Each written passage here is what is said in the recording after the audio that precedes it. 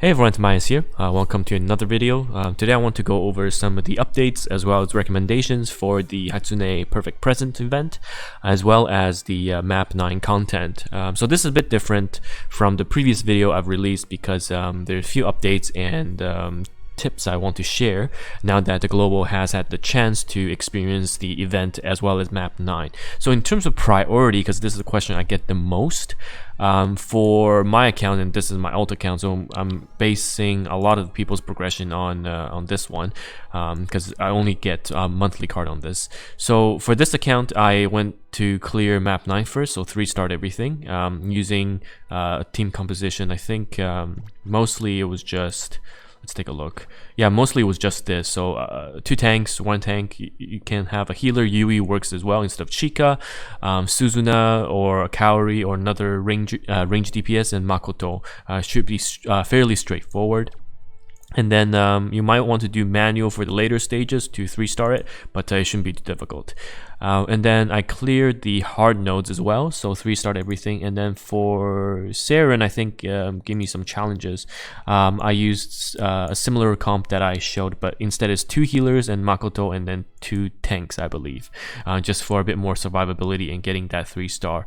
I think my guildmate also used Suzuna in place of one of the healers over Maho. So again, 2 tanks, Makoto, Suzuna, and the Yui or Chika can pretty much do it with some form of manual.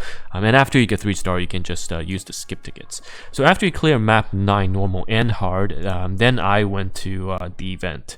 So I went to clear all the normal stages first. So all the normal stages, 3-starred it, clear the boss, and then proceed to hard stage. And then after hard stage, I did all the nodes 3 out of 3, and then you can do the boss. So actually, a lot of people don't know you can save the boss until your second last day or third last day. The boss tickets will be there before or for the duration of the event. So if you're not strong enough to use one team to kill it in one try, you can save it till later. So yeah, make sure you try to clear it with one team because it saves tickets this way, so you get the most out of your uses. So in terms of Hatsune event, some things have changed compared to what I've said previously. So the global is actually 16 days instead of 20, which is aligned with, I think, the Thai schedule, which is on a 1.33 times speed. So we get 16 days. I'm not sure if we get the 1.5 EXP event because so far right now we don't have that. So we'll have to see. And then after 16 days, which is the 7th of March, we should be expecting our next clan battle, and which is why you can see on my priority on the side why I prioritize this way, because for dailies, what you should do after you cleared everything I've listed here, you want to do all the nodes for hard in events, so you have enough boss tickets to get the goodies with the medals and then pull the medal gacha. And then for the rest, you want to still go to story, so the quest, main story, sorry, and the main quest, to spend them on your hard nodes on the key clan battle units. For example, on this count, I don't have Saren, I only have 87, so I'll be doing both Saren nodes and probably refreshing them because I only have about 16 days to do so. And then again, Mimi will be a good substitute potentially, so I'll farm her to 3-star in this account as well. So still make sure you do some high priority hard nodes on units.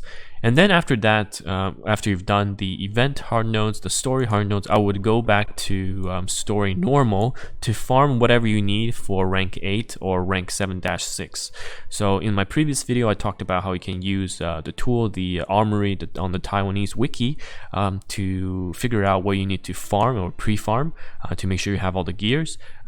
16 days is good enough for, to definitely gear or rank everything you need for a clan battle. So for this one, you just need to be a bit careful because I know some people are farming 1-15 non-stop because of the drops.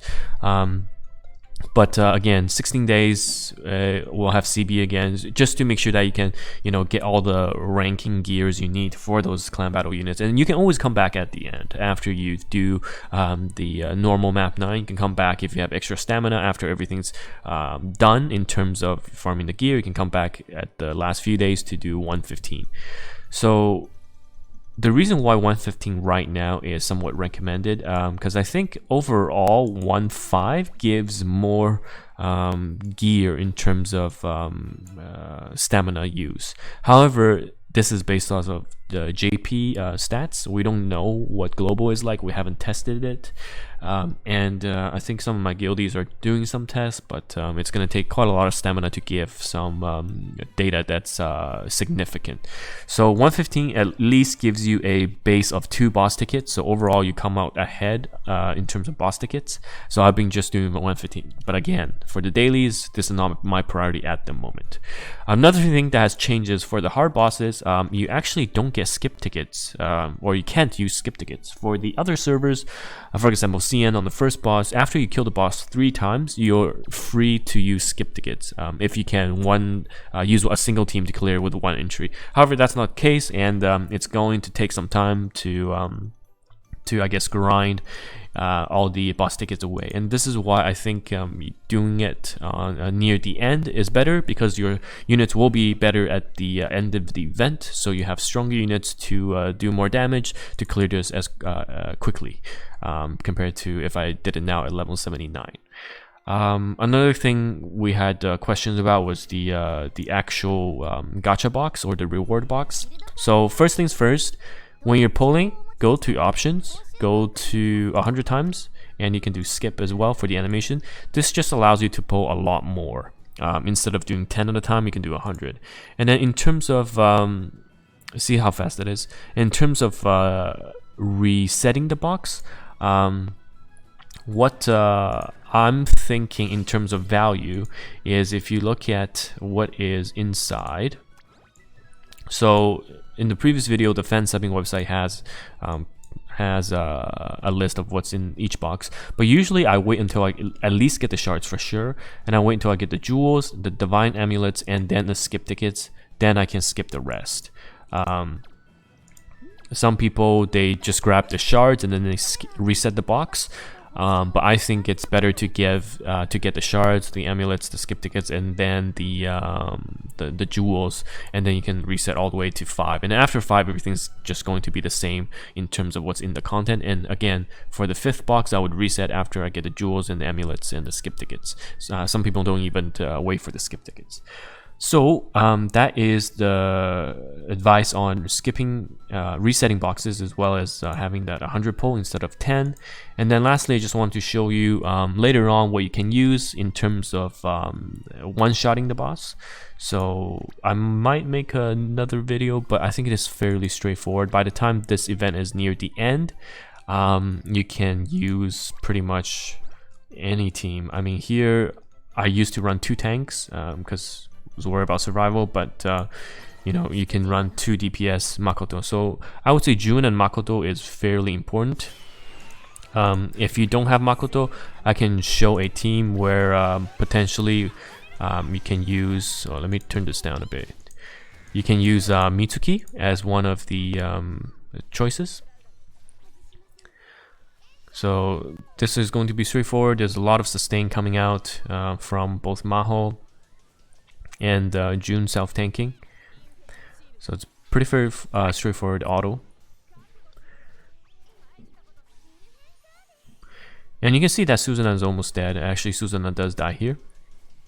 So this is why my previous team, I didn't run 2 archers, but rather I ran 1 archer and then 2 tanks.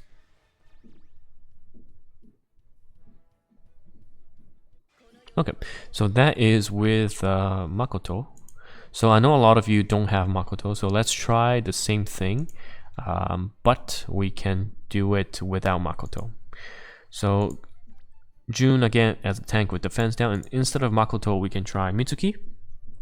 And then potentially instead of Maho, if people don't have it, we can try Chika and see if this works. If it doesn't work, then we know that you do need a bit more specific in terms of comps, and you might need 2 teams to go for it. I'm not going to spend too much time on, you know, what is the optimal time for optimal composition for this boss, because I think near the end everyone will be the same in terms of their levels, their boxes. So I think it's looking like this team will do regardless.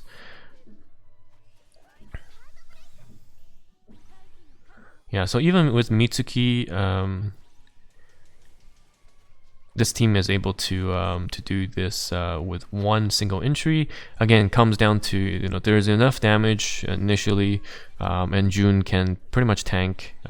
Chika didn't really do much besides a single heal, but yeah, this is another one team clear without Makoto at non-full level. It's level 79, I believe, and Mitsuki was level 77.